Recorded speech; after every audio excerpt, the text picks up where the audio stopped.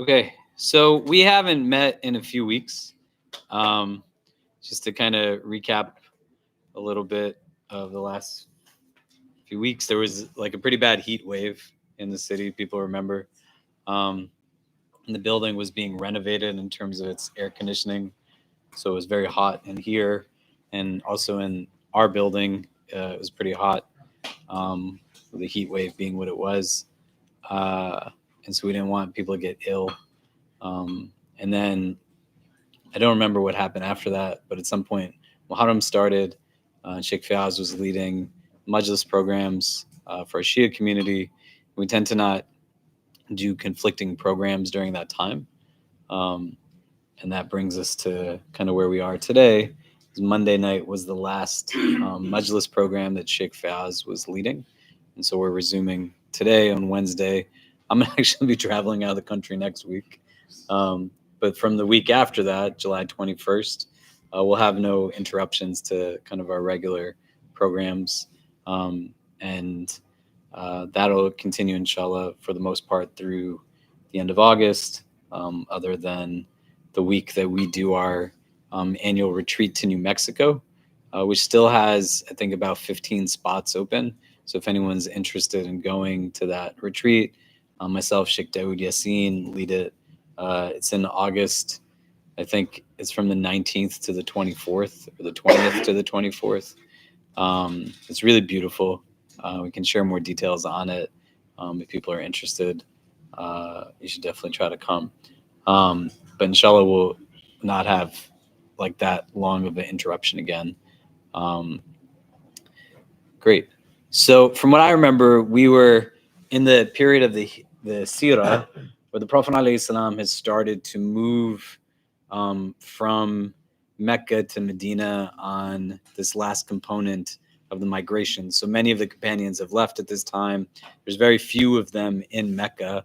We know Ali radiallahu anh is there because he's left behind to respond to the people who are going to come to attempt to kill the Prophet of God, but also to deliver on the trusts that were left with the Prophet, belongings he was looking after, etc. Ali was the one that was supposed to give back the people their possessions that the Prophet was entrusted to look after. Do people remember any of what we were talking about? I was talking to some people who come here every week and they didn't remember a thing of what we were discussing. So it's pretty good. No one pays attention to any of this. Great. Yeah. So we want to pick up where we left off.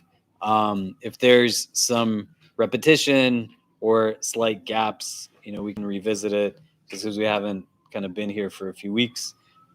Essentially, what transpires is Abu Bakr and the Prophet wait for the moment to depart, and their departure from Mecca to Medina has them first go in the opposite direction of Yathrib. Uh, they have a plan where Abu Bakr's son Abdullah, his daughter Asma, they participate in providing provisions. They're looking out. But essentially, the camels that Abu Bakr has primed for the journey, they first ride those and find uh, a space to retreat to in a cave called the Cave of Thor that many of us have probably heard about. And they stay there for a few days. And on the first day that they're there, and they take these camels, Abu Bakr radiallahu anh has hired a shepherd who was an emancipated slave that he had set free. He bought this shepherd to take his flock and had his sheep walk over the camel tracks that the Prophet and Abu Bakr's camels were walking on. Does that make sense?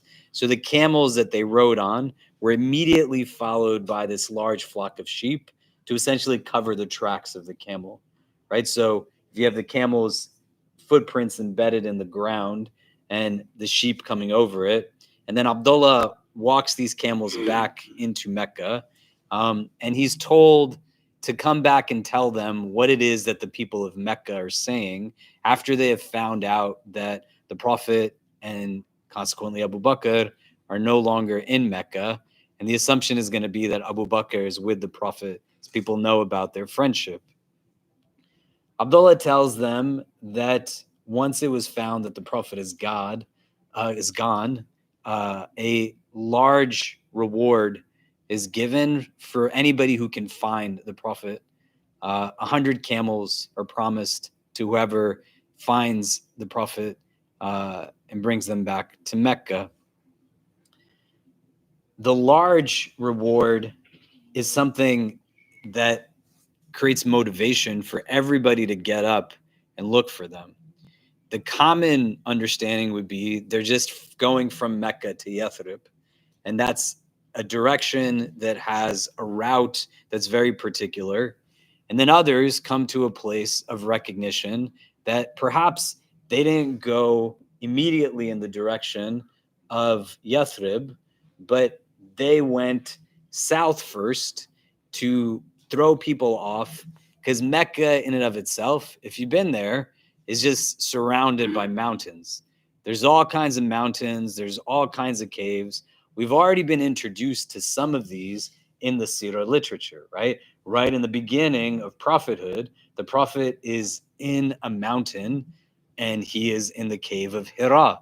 So it's not something that is randomly done, but one, there's an awareness that this was something he was doing before. And two, you have this landscape that can pretty much be a terrain that anybody could hide anywhere. Do you see? Much of the world doesn't look the way that our city looks, do you know? And a part of the Seerah literature is going to be that we recognize that these were people, men and women, who had foundational survival skills also. From childhood to adulthood, they had fashioned a sense of how they could live within any element of nature, right? You walk down the street today, some of you walk down literally the street, not only seeing people who do this, but you yourself do this, where there's no situational awareness. Everything has like sound plugged in, headphones plugged in, faces are looking downward at cell phones. People could come and do anything to you at any point in time, and you wouldn't even notice, right? I joke around with my sister a lot and my brother-in-law, because my sister is constantly in a place where we're going out to dinner and she's walking down the street. She is like always working. You think I work a lot. I don't work a lot. I sleep a lot. I like to just sit and do nothing. My sister is constantly like connected because of her commitment to her work and her activism and helping Muslim communities, to the extent that we're walking down the street and it's like late at night and my brother-in-law and I are walking, my kids, my sister, my wife is walking, my sister is just in her phone. And we're like, you can't walk on the street like this. She says, I wouldn't do this if you weren't here with me. I was like, that's a lie. Like, you will do it. You know, we'll sit on a train and she's on the train and I didn't even know your phone could work on most of the subways. And she's just still on the subway, like looking. And then she's always got stories of people that come and like bother her. And I'm like, because you're a prime candidate for being bothered, because you clearly are not plugged into the world around you. There is no situational awareness. Do you see what I mean? Why is this relevant here? Despite the fact that camel tracks were tracked over by flocks of sheeps, days pass, they still got to the cave of Thor, right at the mouth of where the Prophet and Abu Bakr were, because they knew how to navigate the land. They knew how to pay attention to the signs in the land. They knew how to determine that this is actually a footprint of a camel that was walked over by a flock of sheep. They knew how to see like different thing that was going on. Do you see what I mean? The same way when we talk about the Prophet ﷺ's companions, like men and women who stood and they battled people in the plains of Uhud. They battled people in Badr. They picked up swords. They picked up shields. You don't do that instinctively. You do that from training. Do you know? So they're learning how to be embedded in their environments. They're not at a place where they have a distance from it. Our religion is elementally engaged at every level, right? You can find out how to pray from understanding the position of the sun, and you can know what time it is to pray because of the sun's position in the sky. We were praying Maghrib a week ago with some people, and we're all outside, and nobody's phone is working. And they said, how do we know if it's Maghrib or not? And I said, look at the beautiful sunset and see like the color in the sky and understand why there's a value that our religion teaches us that, because you also inculcate more precise focus and consciousness. You're awakening taqwa in that moment to ensure that the Qibla is actually the direction that you are praying towards and not reliant just on a device that could get thrown off. If you open up a compass app in this room, it's going to tell you the wrong direction. I don't know why, but like something in the building will throw it off and have you pray more north than northeast, right? The Qibla is the direction that the lines in the carpet are in. And that's like the way that we pray. But if you open up your app, it's going to tell you the wrong way to pray. Does that make sense so far? Right? These people are so attuned to the realities of the natural elements around them. They actually get to where the Prophet and Abu Bakr are, and they are at the mouth of the cave. After days have passed and they have attempted to cover up their tracks, they still can find them. Do you see what I mean?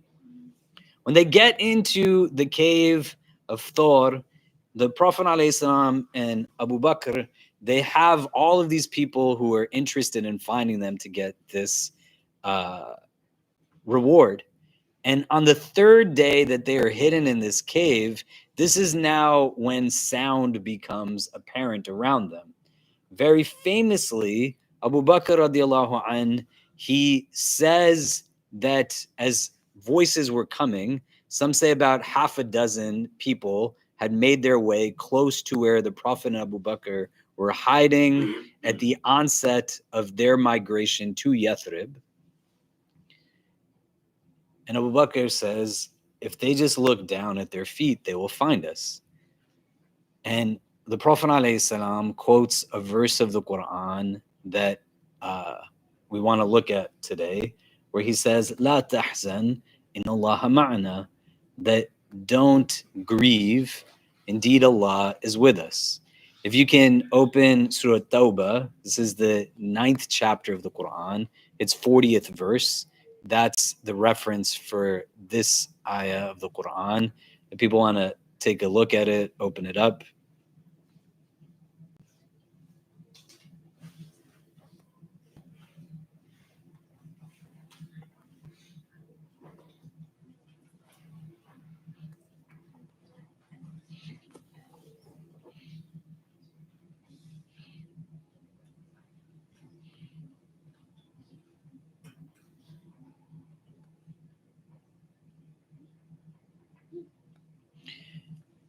Why are you pulling this up, right? Abu Bakr in this moment is not expressing just a fear for himself, but what he is actually expressing a fear of is that these people are going to find the messenger of God.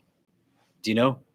Everyone pretty much is now gone from Mecca to Yathrib, other than a small number of individuals.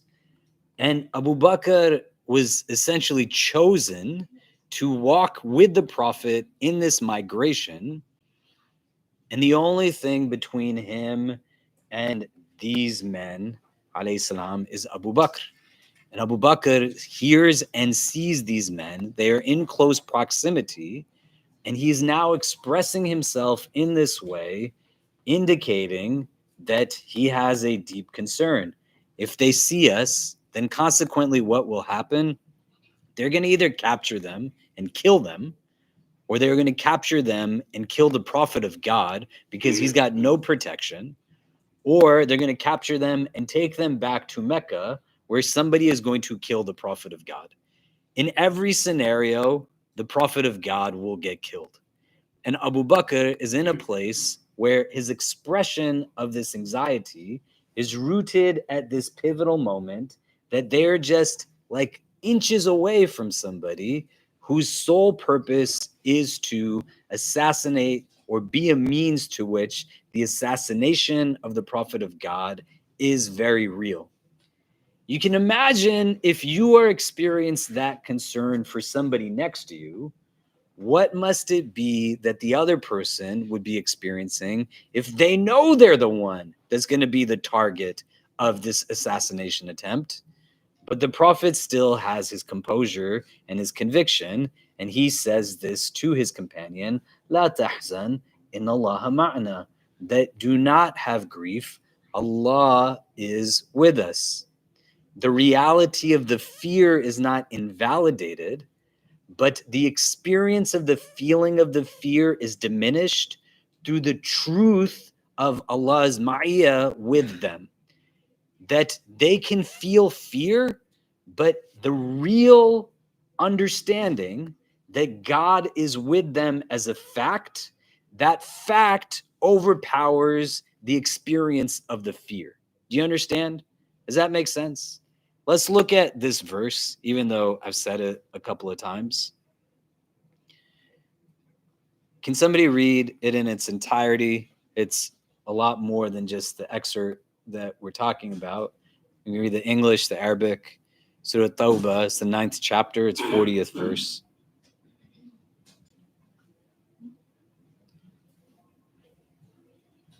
Does anybody have it?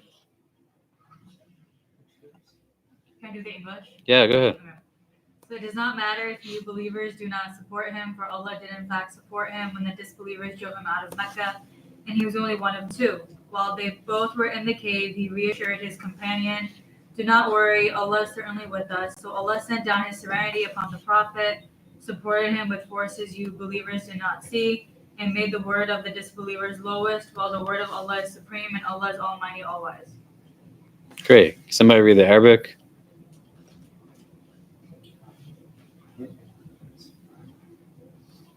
إلا تنصروه فقد نصره الله إذ أخرجه الذين كفروا ثاني اثنين إذ هما في الغار إذ يقول لصاحبه لا تحزن إن الله معنا فأنزل الله سكينته عليه وأيده بجنود لم تروها وجعل كلمة الذين كفروا السفلى وكلمة الله هي العليا والله عزيز حكيم.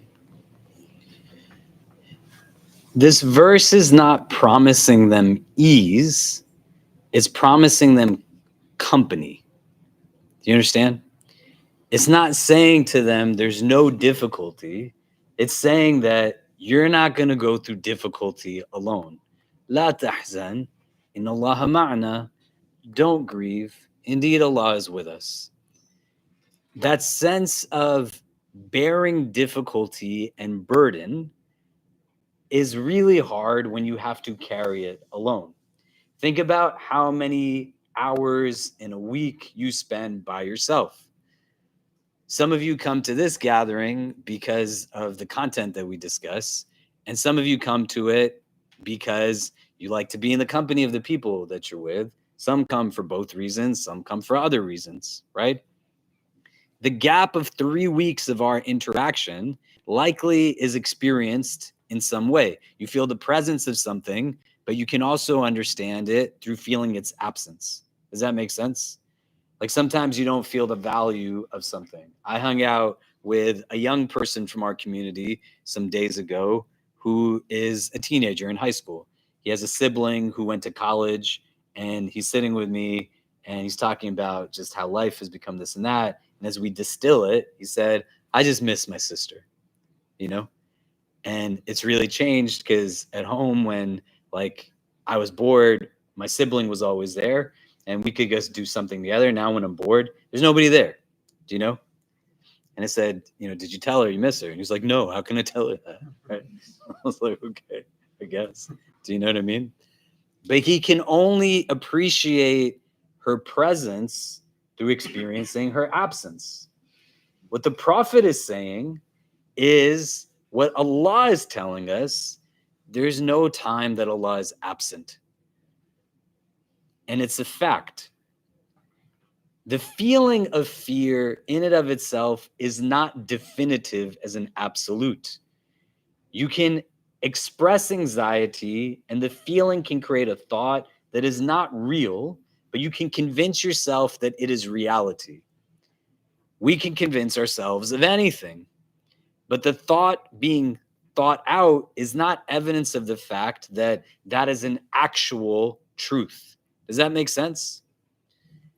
This statement is an actual absolute truth. There's nowhere you can go or nothing that you go through that Allah is not with you. La tahsan, inna Allaha ma'ana. Don't worry, Allah is with us. He's the one that they're trying to kill, and he's the one that is still responding with this sense of conviction and composure. What I want us to do, just so I'm not talking so much, what does this bring up for you so far? Why do you think of all the verses the Prophet could have said, any statements he could have said, he said this one in particular? What else is it that sticks out to you from this in, our conversation? What is it bringing up for you? Let's turn to the person next to us, exchange names if you don't know people's names, and let's talk it out just for a couple of minutes. What is this bringing up for us? And we'll come back and discuss. Go ahead.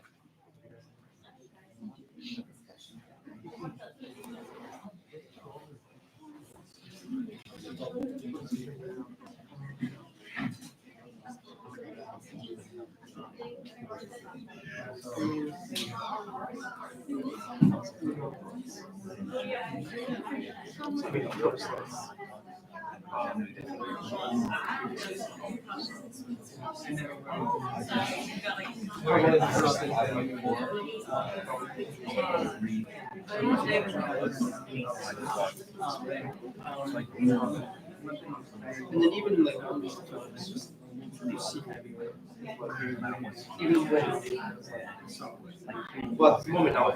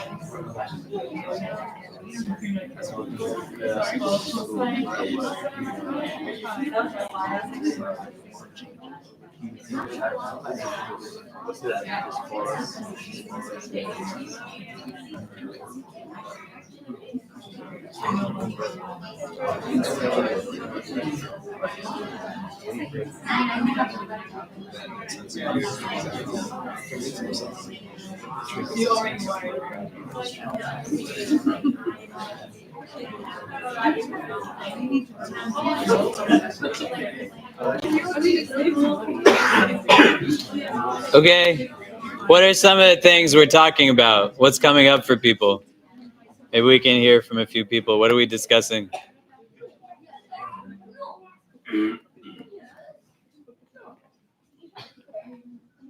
What time is Maghrib today? 8:30. Oh, everyone knows? Wow, look at that. Are you proud of us? Yeah, great. First time I asked the question, I got answers. Yeah. What do we discuss?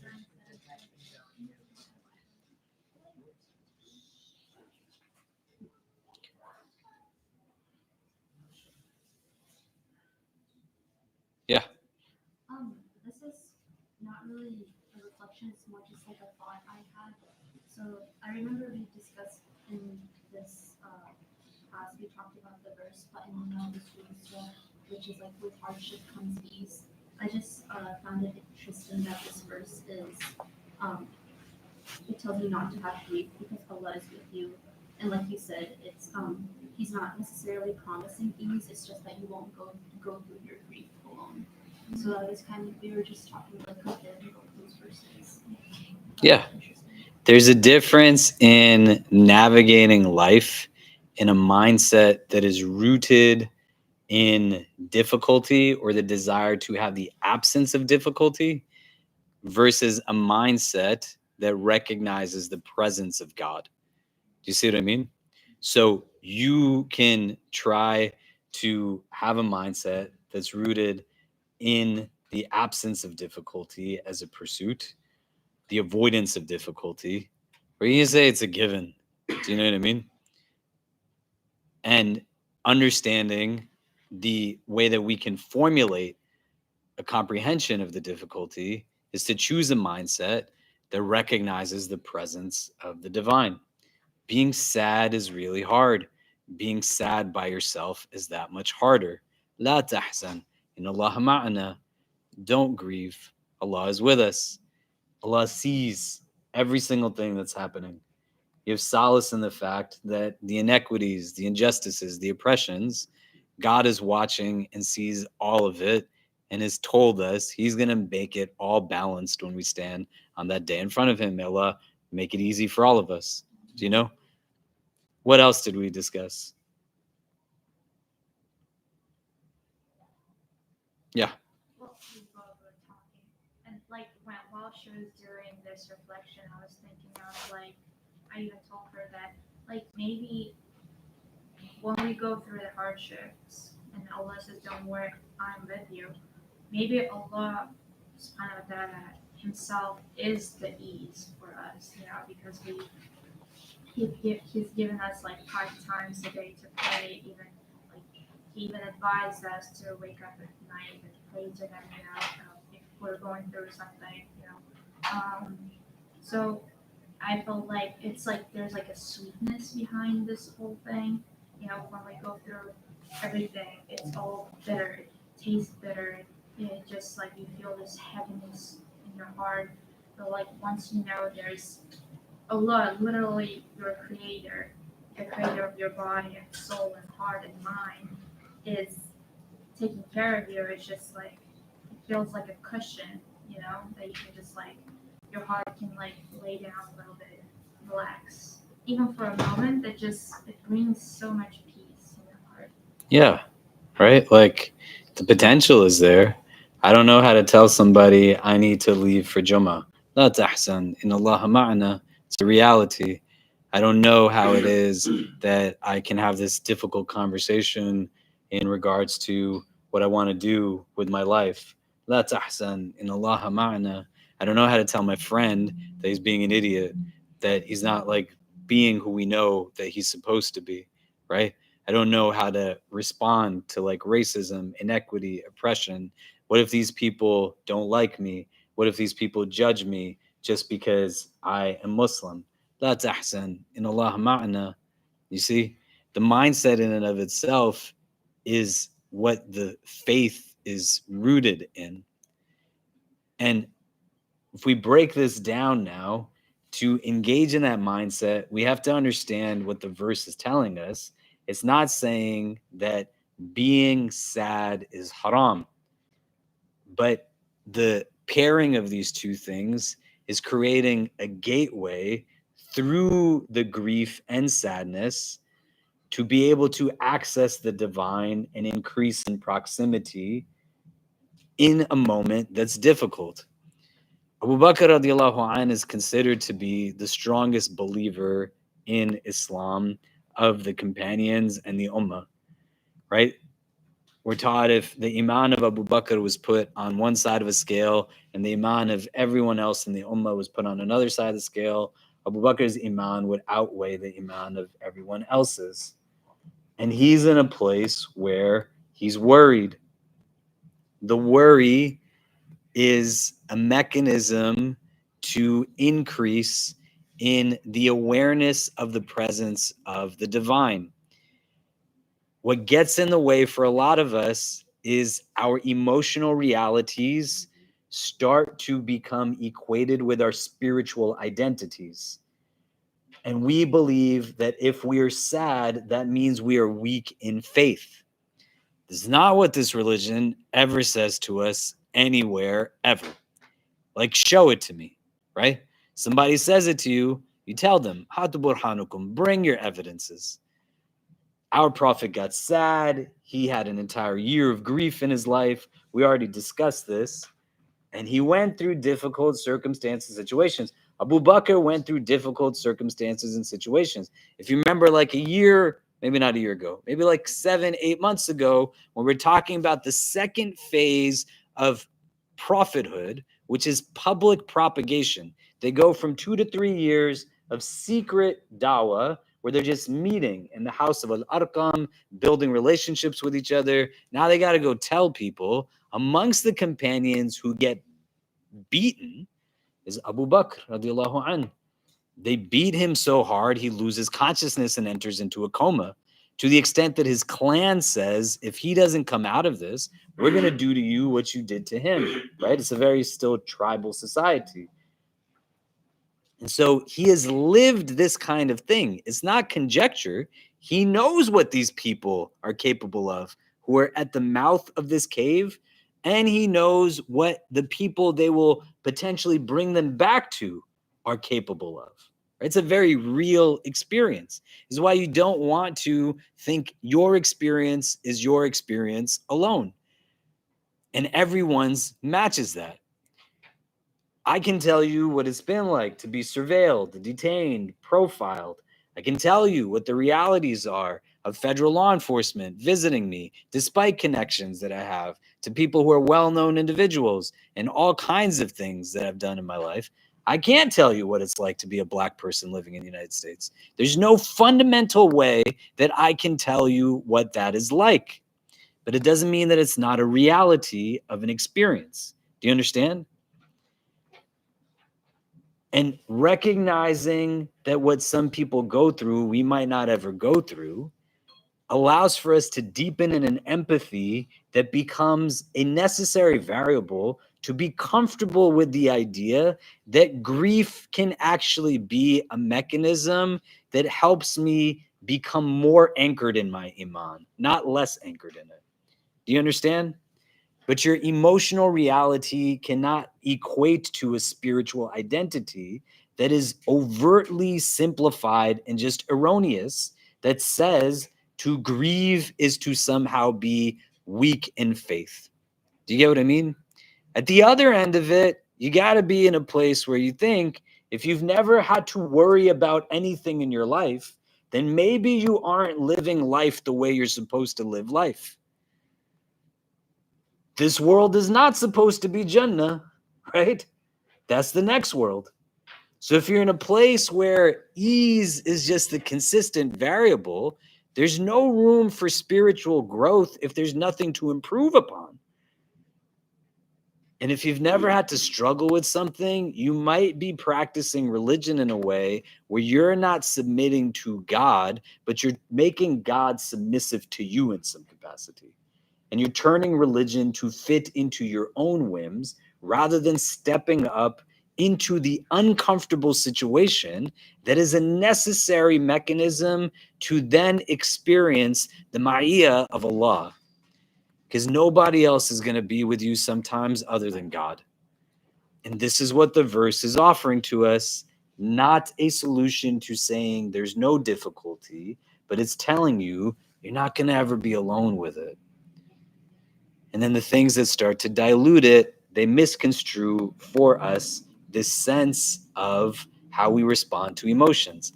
Grief, sadness, shame, these are not things that you want to actually see as things that are hidden away or shameful. You walk into a place tomorrow that you work or a classroom, and somebody says to you, "How are you doing?" Can you tell them you're sad when you're sad? Do you know? Your boss sits down and is like, "Hey, man, like, how are things going?" You're like, "Things suck so bad," right? He's like, "Don't bring that mess into the office place. I didn't really want to know what you were saying," right?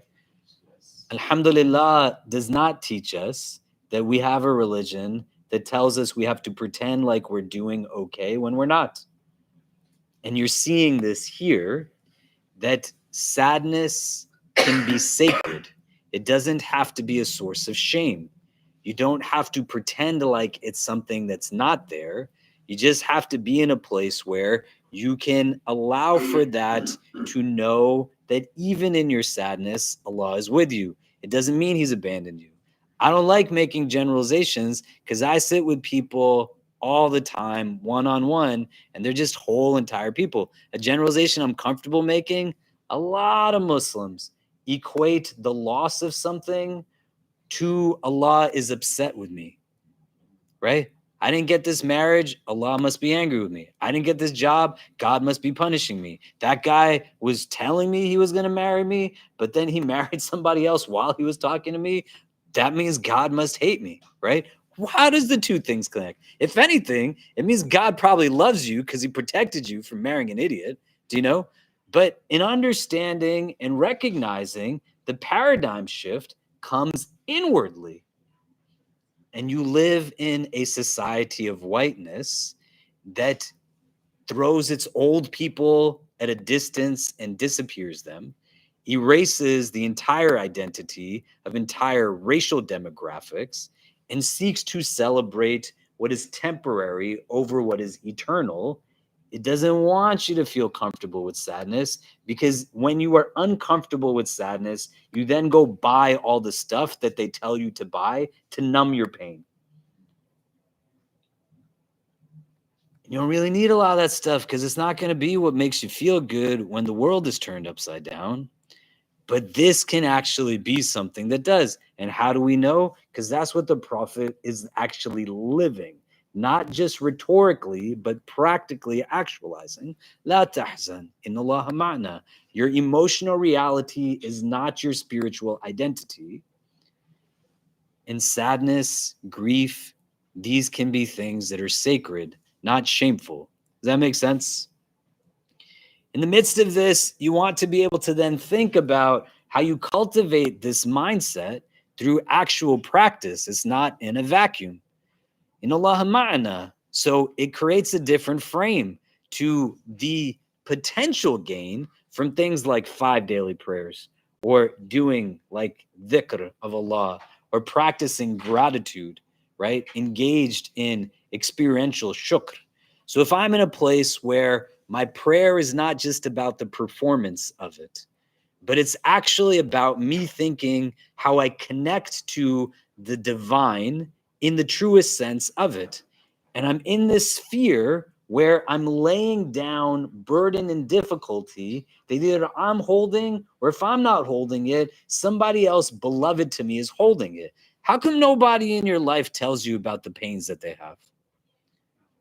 Like, how is that possible? If you don't have difficulty, alhamdulillah, there's got to be somebody who's your friend, your family member, somebody that's carrying something, And nobody you know has a reason for you to turn to Allah with burden of some kind? And then you start to rethink, like, why is that? Not in a self-deprecating mode, but in objective reflection and introspection. How deep are my friendships that nobody is letting me hold their heaviness? Or why do I become allergic to holding somebody's heaviness if I don't have heaviness on my own? And I would guarantee that almost all of us have some kind of stuff going on in our life, right? And this is where you can engage in what salah is, a divine link to Allah Azza wa Jal that enables you now to see this as a connection, and how it is that the burdens are not something you have to hold alone, but in Allah ma'ana, you recognize the same thing Musa alayhi salam says, right? We are from amongst the ones that are overtaken, the Bani Israel say, when they get to the sea. What does Musa alayhi salam say? Kalla, no. Inna ma'iya Rabbi, that indeed my Rabb is with me, sayahdeen. He is going to guide me. He acknowledges the presence of the divine, and it allows for him to do this. The dhikr is something that you engage in, not just in rotely fidgeting on beads in your hands, right? The practice has to extend from the tongue to the heart, and there has to be presence in it that allows for the recitation of a litany to actually then come to the forefront when the mind and the heart become emptied of it. So when you're in that place that's suffocating, you're in your own cave and it's suffocating you, it's confining you. You can't go anywhere. How many of you ever seen the cave of Hira before? Actually seen it when you go for Umrah. Has anybody seen it? Just you two? You guys have seen it? What does it look like? Huh? It's a tiny thing, right? You're in this cave. It's not like a cavern that you're in. You know, you're in this small thing. You're going to get stuck in a cave, metaphorically. What's going to help you breathe in the cave? It can be hard. The sunnah teaches us, the hadith teaches us, towards the end of time, holding on to a sunnah is going to be like holding on to a flaming coal in your hand. And that's where the adhkar come forward when your boss is putting you on the spot. Like, why do you need to be in a place where you have to pray? There's other Muslims who don't pray. Why do you have to pray? The anxiety pops in. Why do you have to leave class to go pray Maghrib? Why do you have to, do this? It's not Ramadan. Why does it need to happen, right? And so you say to yourself in the dhikr, La tahzan, in Allah ma'na, Allah is with me. Allah is with me. Do you see what I mean? And you're anchoring yourself in this understanding. And then the gratitude aspect to it enables us to understand that there is an ease that comes from the hardship. Do you know?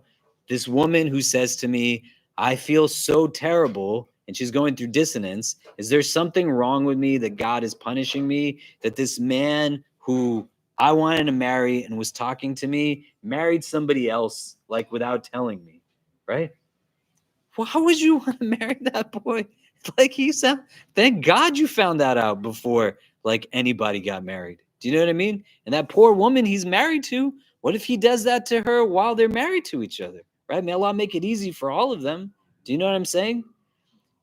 She doesn't want to see the benefit of what could only come through the difficult separation, because she's wallowing in the difficulty with despair rather than understanding that there's a celebration that can come from this, that there's still a mercy through the hardship. In Allah Ma'na also is telling us that Allah is not only just with the select few. It's not saying Allah is only with the prophets of God, right? It's not saying Allah is only with the awliya, with the salihin, with the siddiqeen, with the shuhada, right? But it's saying Allah is with us, with all of us. Do you get what I mean? Allah is with the person who's struggling to find a job. Allah is with the person who is in a difficult marriage. Allah is with the kid who's the only Muslim in their family. Allah is with you It's not separating you. You are in that collective that is embedded in the we that is here. Allah is with us. Does that make sense? Why is that important? You don't want to then take yourself out of that relationship, nor do you want to be the reason that somebody else feels like they can't be in that relationship. So sometimes there's no explanations to people's pain. Sometimes you just have to say it's hard, right? This is difficult, but Allah is still with us. Like, we're going to get through whatever it is fundamentally. It's not solution orientation. It's a validation of emotions. You're not meeting people with platitudes, but you strengthen your resolve. And then from your conviction, you're able to assist the person who's with you. And that means Allah can be and is definitively with everybody. And you got to be smart about it, because if you're the cause of difficulty, Allah is with the person you're creating the burden towards. You think it's okay to abuse someone, to mock someone, to oppress someone, to be racist to someone, you're going to stand on the day of judgment, and Allah is going to tell you the things that we find in the hadith. He tells the child of Adam, you didn't come to me when I was hungry, when I was thirsty, when I was sick. You're Rabbul Alameen. How can I come to you? My servant was hungry and you did not come to feed them. My servant was thirsty and you did not come to give them drink. My servant was sick and you did not come to visit them. If you had done these things, you would have found me with them. Right? The ma'iyah is there. Why are you chasing after people who, just because the world says they're flashy, they're not the ones that are flashy? There's honor and dignity in being with those who don't have so much stuff. There's a sense of recognition that Allah is with the oppressed, the one that is held down, the one that does not have power and privilege. You see what I mean? And you can individually create an opportunity through these practices to let go of some of these burdens and live this in this way.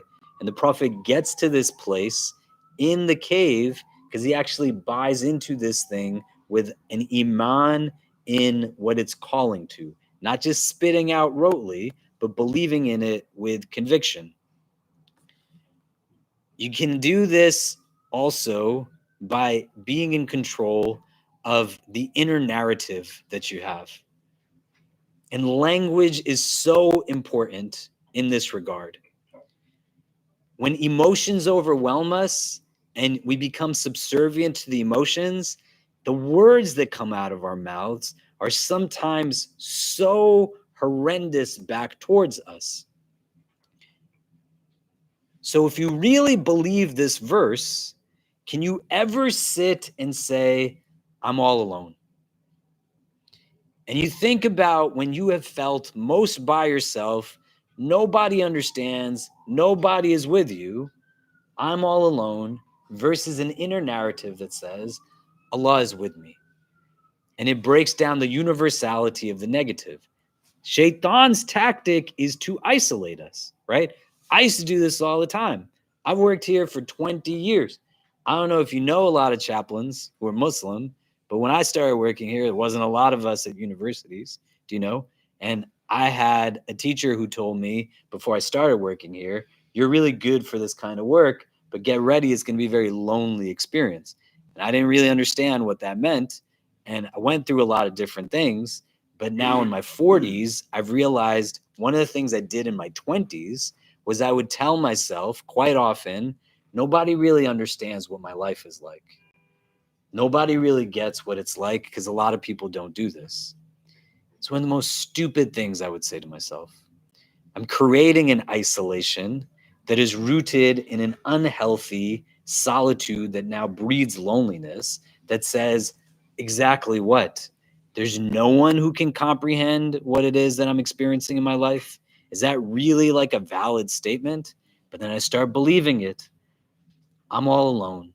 I'm all alone. I'm all alone. Even if I'm surrounded by people, I'm all alone. Do you see? Versus Allah is with me. The inner narrative is what's shifting. There's no way I can get through what I am experiencing. There's no way we can get through this, right? La tahzan, in Allah ma'ana. Don't worry, Allah's gotten us through a lot worse, man. We're still sitting here after a pandemic. We're still sitting here after shootings. We're still sitting here after surveillance and mass deportation and conflict and drones. They're still praying in Gaza. May Allah end the occupation and make us a generation that witnesses a free Palestine. Do you see what I mean? So you can adopt the inner narrative that says, we're not going to get through this. There's no way I can overcome this. Or you take a breath and you say, Inna Allah ma'ana, right? Inna ma'iya Rabbi. Like, this is just what it is. And the shift comes in.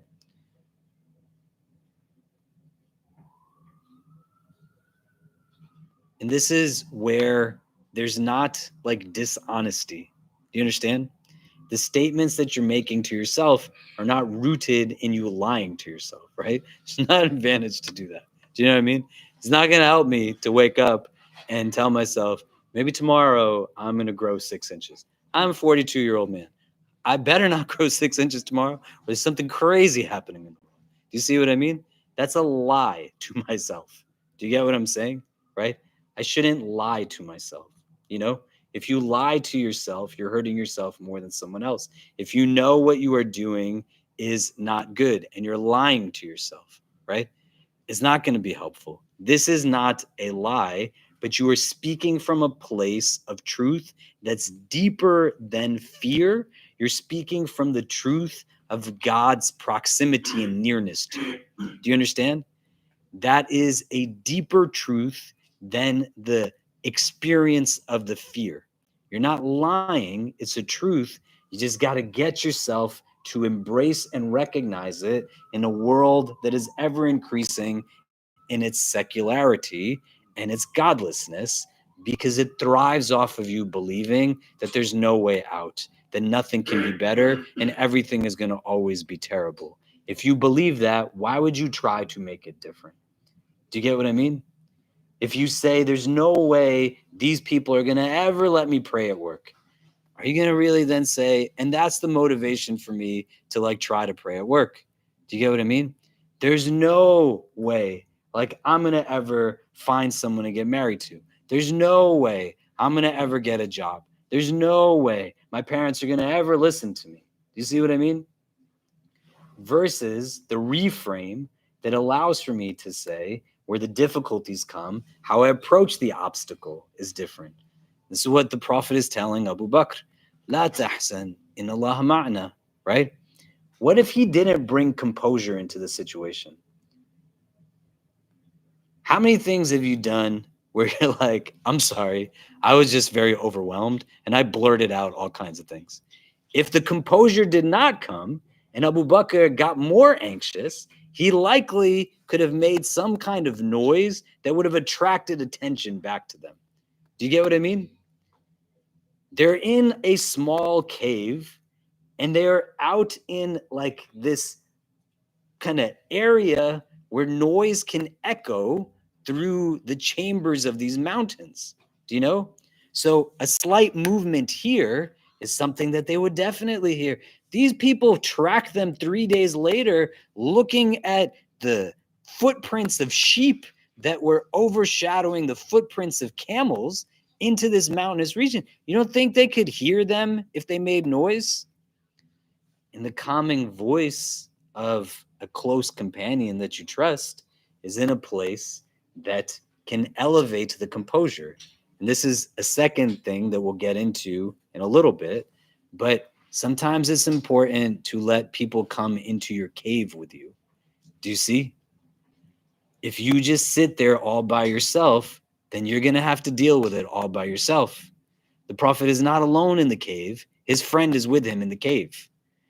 If you come to the other hadith class that we looked at, hadith on anger on Monday nights, and we looked at justifiable anger, and we looked at hadith al-ifk, and there's an instance in the hadith where Aisha radiallahu ta'ala anha has been separated from the Prophet for almost a month's time. She's going through a lot, and there's a sentence in the hadith that says an Ansari woman, a person of Medina, came to Aisha, they sat together and just cried together. Right? Before we get into that, what are you taking from this so far? What's it bringing up for you? Let's discuss with the people next to us, and then we'll kind of talk for a bit. But go ahead.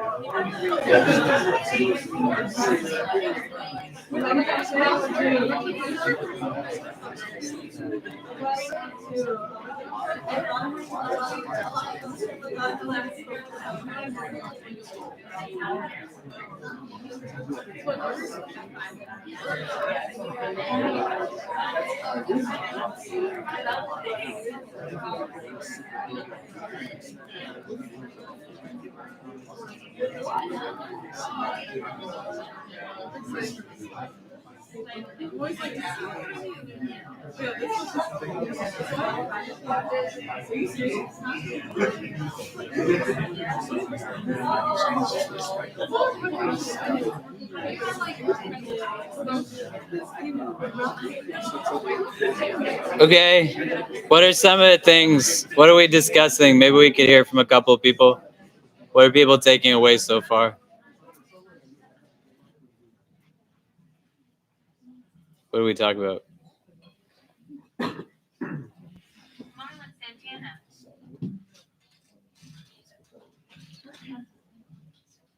Marlon Santana.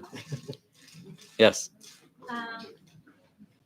Something that it brought up for me is when you were talking about the negative self-talk, not just individually, but also collectively, I was thinking about how that can dramatically change how we move through the world in terms of our involvement in things outside of ourselves. If we have this negative self-talk, like there's no way our community will achieve anything, we're always going to be the downtrodden, like there's no way we're ever going to achieve X or Y. I was obviously thinking specifically about Soran and how months ago people would say that, like, there's no way this kid is like, has all these wild ideas. He's 33 years old, he has all of these proposals. And I was thinking, who does it benefit for us to have a defeatist idea of ourselves collectively? It benefits ultimately the ones who always want us to be silenced. And I think that, inshallah, this has been a lesson to us that Allah is indeed with us. If we believe in that strongly enough to then animate how we show up in the world and what our duties to each other are externally as a collective. Yeah, and think about this mindset as it applies to the building of masjids in the States, right? Some people build masjids because they're looking to grow. Some people just keep enhancing a masjid because they're scared to do anything else. They just keep putting their money back into the place that they run away from the world to, right? It's seen as like an insular kind of escape from reality as opposed to a source that transforms your inner self and doesn't have you just be Muslim in here, but have you be Muslim out there. Right? You get scared. Do you know what I mean? You're afraid. When you can recognize the potential of a positive outlook and the ability to actually push against the norm, it takes away your ability to then say, why am I not living up to my potential? And I can express this in a negative and a pessimistic sense because it then validates for me just living in routine monotony and I'm not living for anything bigger than dunya. I definitely am not living for akhirah. And that's not an attack on anybody. You can just determine for yourself. When you woke up today, did you think about how this day will testify to where you will spend your days in the world beyond this one? Or are you in a place where you think there's just no point to any of it? I just gotta be in a place where I'm keeping my head above water. I'm in survival mode. Most of us are not lazy, we're scared, right?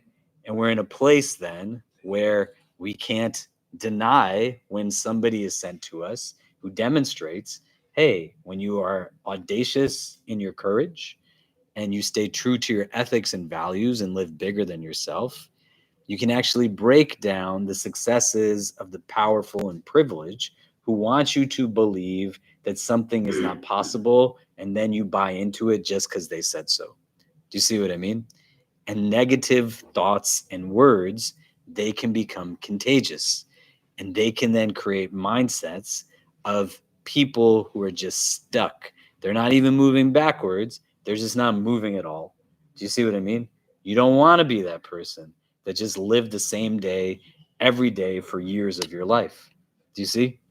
What else is coming up for people? Yeah. I think in our conversation, what was highlighted was the idea that you mentioned that your emotional reality is not your spiritual identity. And what stood out to me was this idea that like you can be going through difficulty and hardship, have pain, but that doesn't have to mean it's an absence of iman, but rather it can be the difficulty can be an opportunity for growth. It can be what activates the iman that already exists and causes it to grow even further. Yeah. And that's then true for you. It means then it's true for the people around you. Their emotional reality is not their spiritual identity. Do you see what I mean? And if you're actually able to be vulnerable and more kind of willing to acknowledge what you're feeling, probably create more of a proximity to your relations with others, your relation to God, as opposed to pretending like you're something that you're not. Sometimes you got to let this stuff out, right? When we talked about Al-Isra wal Mi'raj, they took things out of the Prophet's heart and then they filled it with other things. It has capacity, the spiritual heart. It's not infinite in what it can hold. You got to let go of things. And once it's out, it's got to be filled with something else. Otherwise, it's just going to get filled up with what exactly, right? The same stuff you were trying to get out of it in the first place. Do you see what I mean? Righteous companionship is an important part to this. And we want to see this not just as a story, but as a reality that you can find strength through companionship. The most spiritual act sometimes is going to be reaching out. Do you understand? That's going to take a lot of courage, and courage is a function of the heart. The Prophet was a courageous man. Courage was the middle path between cowardice and recklessness. Courage exists in the presence of fear, not the absence of fear. You can have high spirituality by being willing to reach out to people, not because you are weak as a person, but just remember, even the prophet of God had a companion in the cave. He needed somebody to be there with him. Do you understand? Yeah. I had a question here. This verse it says that Allah is with us. Now, what if that works the other way? Like you're talking about companionship, but like suppose I'm alone, all alone, and I think I'm alone, and and at that moment I think Allah is with me. So I don't need anybody else beyond Allah, other than Allah. So I'm not reaching out to people then. So it can work in that way too, right? If it's working. Do you know what I mean? You got what I'm trying to say. I can, but as long as it's working, Okay. right? Like I can tell myself, I don't need to go to a doctor because Allah is with me. I don't need the medicine. Allah is with me. I don't need the trauma therapy. Allah is with me, right? We take the means as best as we can, right? You still eat food and you drink water, even though Allah is with you, right? The sustaining of it recognizes the asbab are still things that bring us to what it is that we need to be brought to. The prophetic example shows us everybody needs friends. Do you know? Everybody needs companions of some kind. Ibrahim alayhi salam, who's Khalil Allah, he still has Ismail alayhi salam, somebody to talk to when he doesn't know how to deal with the visions that are telling him to take the life of his child.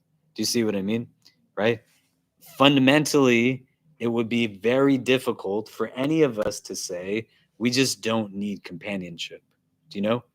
But reaching out in a time of need is not going to ever be a source of weakness in our religious tradition. You can get through something on your own, great. So long as you don't believe that's the more religious thing to do, nor you're telling somebody that if you lean on someone for help or you reach out, that's indicative that you are weak in some capacity. You're going to say something?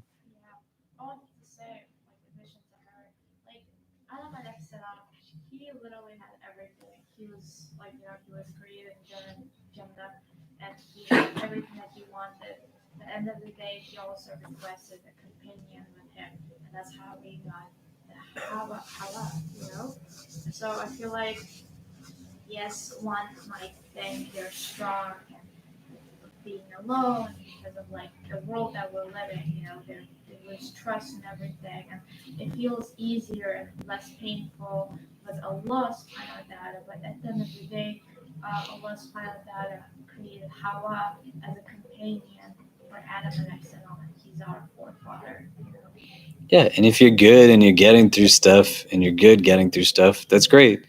But like, there's all kinds of, even when you get older, right? Old people who are at home all alone, you know, the way that we're built, like dementia sets in more if you're all by yourself, even if you're just around other people, like to have community, to have people with you, it enhances other things within you physiologically. Do you see what I mean?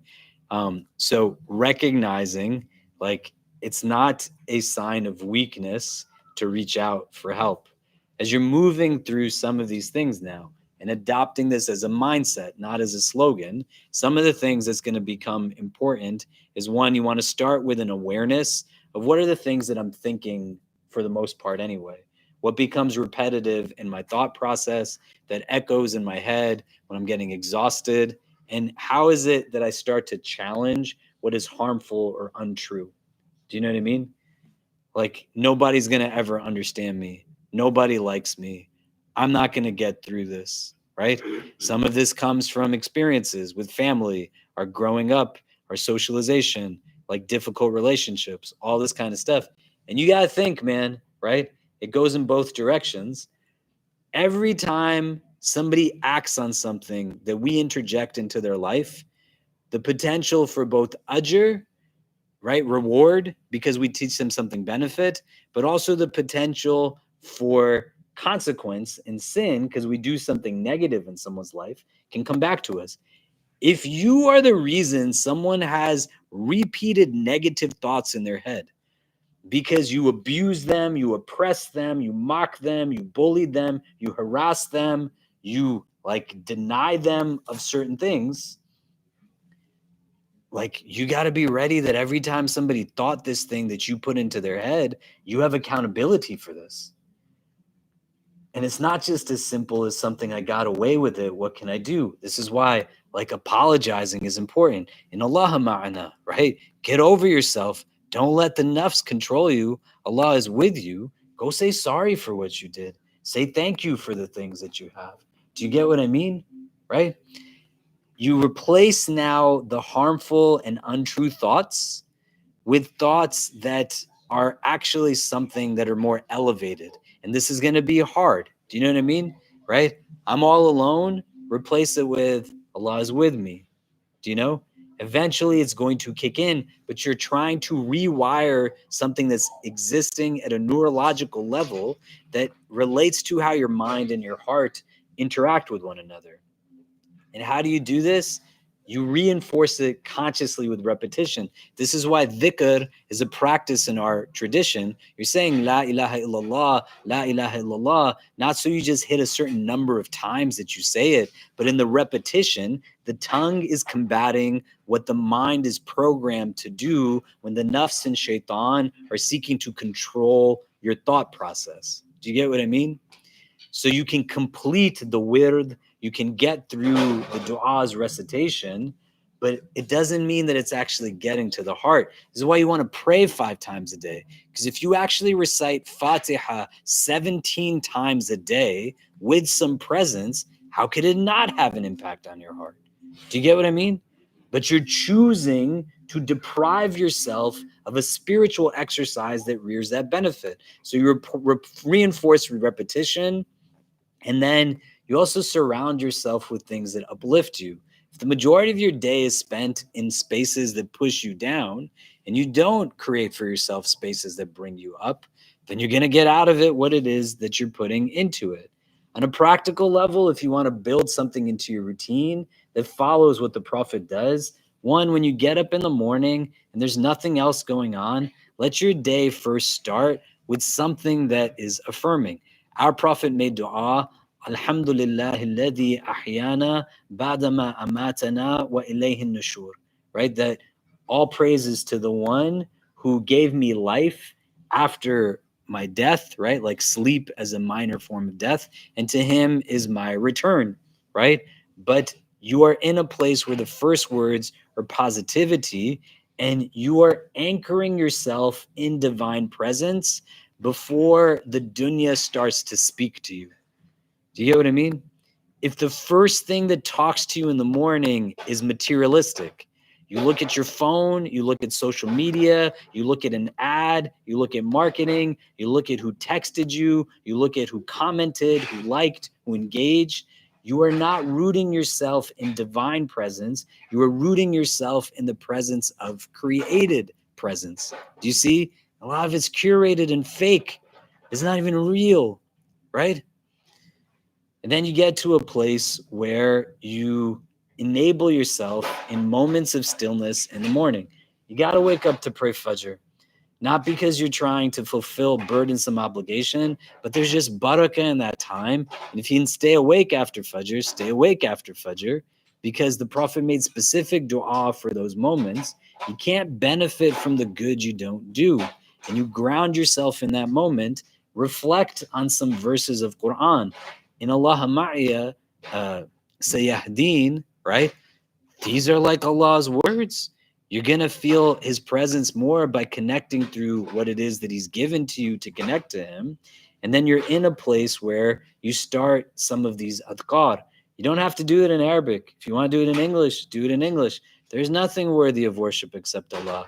On this day, I will not become subservient to anything other than Allah. Today, I'm going to walk with Allah. I'm going to release some of the things that are holding me back. That in every breath I put into this world, there's an opportunity for me to just start again and begin again and resume again. You want to start to engage your mindset with active, like journaling around it. And so some prompts, for example, that I wrote down, you can write and engage just for 5 or 10 minutes. What am I feeling right now? And what thoughts are repeating, right? You wake up in the morning, take a notebook and write this down. What am I feeling right now? And what are the thoughts that are repeating? If you came to Jummah on Friday, we talked about this a little bit, right?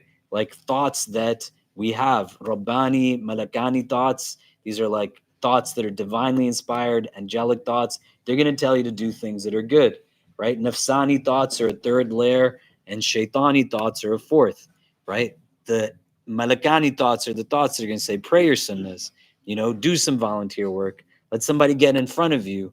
Ask the person who sells you coffee how their day is going. Say thank you to your Uber driver. Hold the door open for the person getting on the train after you. Give your seat up for somebody. The Nafsani thoughts are going to say, somebody else can serve the food. Somebody else is going to clean up the water from the wudu. Somebody else will do this or that. You don't have to pray your sunnahs. The shaitani thoughts are going to be the ones that just tell you to do haram, right? Don't pray at all. Do you know what I mean? All you're doing is documenting. What are the thoughts that are repeating? Another prompt, what do I need to let go of today? What is it that's really holding me back? Do you know? That difficult conversation, that tension with a friend, the feeling of stress, overwhelmingness, anxiety. A third, what's one way I want to walk with more trust in Allah today? One thing I'm going to do today that's going to be purely rooted in trust in the divine. I am going to pray at work today. I am going to be in a place where I seek to say thank you to someone today. I'm not going to take Allah's word just as something I recite, but something I do. And then another, where do I feel very by myself and alone? And how do I bring Allah into that space? Do you know? What is the cave that I find myself in? And how do I bring a companion into the cave with me? Just like Fajr is important, Dhuhr and Asr are important. There's a Turkish scholar who wrote a book that wasn't about people's difficulty in getting up for Fajr, but he wrote a book about how it's difficult for people to get up for Dhuhr and Asr because they're sitting at an office desk and they're not getting up to pray. You need that midday dua and conversation as a release to recenter and reorient purpose and to revisit intention set at the onset of dawn at Fajr time to say, am I living this day in the way that I intended to? Because if half of the day goes without some moment that is an oasis of replenishment, the mindset is going to be harder to be conscious and default settings are going to just kick in and everything is going to just be on repeat mode. You are not made to be a creature that does not have critical thinking skills. If Allah wanted you to be a rock, He would have made you a rock. He made you a human for a reason. You have a mind and the ability to think. You want to build into your routine where the default settings are most prevalent, something that disrupts it. And so you make dua and you engage in dua and you say, how am I feeling right now? What is it that's weighing upon me? Ya Allah, help me to let go of the things that I don't have control over. Remind me of your presence. And then in the evening, you bring a reflection again. Where did I see Allah's rahmah today? Where did I let fear or grief take over me? What would I tell myself if I fully believed Allah is with me? And what am I holding that I want to place in Allah's hands tonight, right now, so that you acknowledge and confront it? If it all exists in your head and that's where the whispers are, it's a lot harder than if you translate it into a document and then you have to be honest and vulnerable to it. That you don't make excuses the day after that says it's really not as bad as I think. You don't ebb and flow because you're allowing emotional realities to then become your actual identity. But you know you're bigger than the feeling in and of itself. La tahzan, in Allah ma'na. This is leading me to something, even if it's difficult. And then you're in a place where you allow for yourself on a regular basis, right? Imam al-Haddad, he says reading Quran and engaging in reflection should be a daily part of your routine. But minimally for a week, you want to have something that's just a reset, 20, 30 minutes that has you engage in just separation from distractions, deep contemplation and reflection that allows for you to take hisab, inventory of where I just was, where I am now, and where is it that I'm headed? And are they in a place where the things that I'm pursuing, they're just adding more clutter and heaviness inside, or they're elevating me to get to the place that I'd like to be in? The idea from this is not to have a pursuit of perfection. There's going to be some days where all you have is the energy to, in one sentence, make a dua that says, Ya Allah, today is really tough. And then that's it. And some days you're going to have a lot more strength, a lot more energy. The people you're around, they will also have these realities as well. We're human. Certain things exhaust us, certain things replenish us. But you want to keep coming back to it. That's the idea. The consistency, the repetition, this is how you strengthen muscles, not by exercising one day and not doing anything for a year, but being in a place where the consistency of it with regularity helps, and it starts to reshape and brings us to a place where that divine presence is actually felt. In Allah ma'iya sayahdeen, that in ma'iya Rabbi sayahdeen, that indeed my Lord is with me and He will guide me. Okay. In a minute, I'm going to ask you just to talk to each other again. What are you taking away from tonight's conversation before we wrap up? And then we'll pray Maghrib. We needed like a few volunteers to help with something tonight, if anybody is able to. In the new space, we need to take some carpets from downstairs and bring them upstairs to the second floor. Just by a show of hands after Maghrib, is there anybody who could help with that? Great. So you guys come with Luna and I, and we'll go do that. We're going to turn on some of the air conditioning and lights, for something that's happening tomorrow. So we'll do that after Maghrib. Okay. So if we can just turn to the persons next to us, we're going to pray Maghrib in like 3 minutes, but I want you guys to leave without kind of talking to each other. What are you taking from tonight's conversation on a whole? What is it bringing up for you? And then we'll take a pause and pray.